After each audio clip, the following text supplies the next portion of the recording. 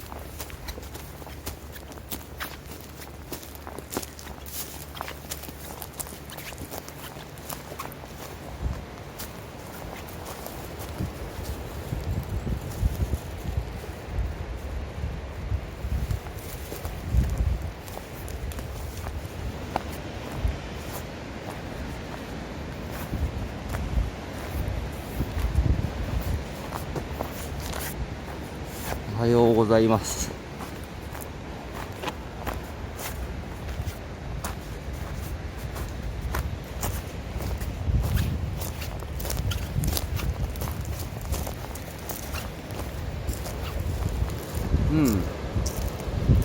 波もほどほど。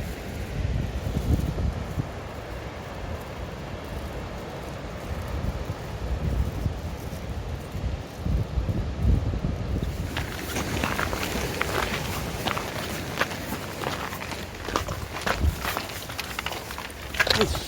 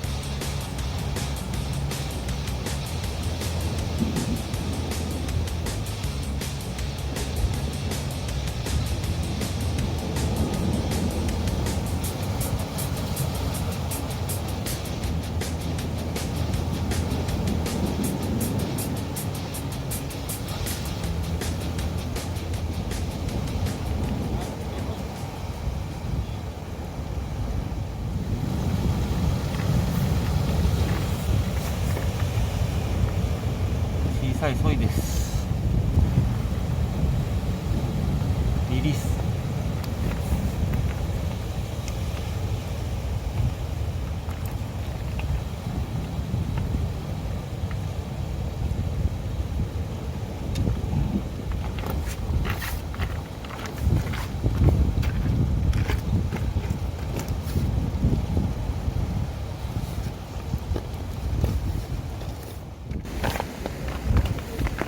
あー、ナイス。釣ったの？どこで釣ったの？あっち。いいね。魚見せて。ああ、いい魚だね。そい釣れたの？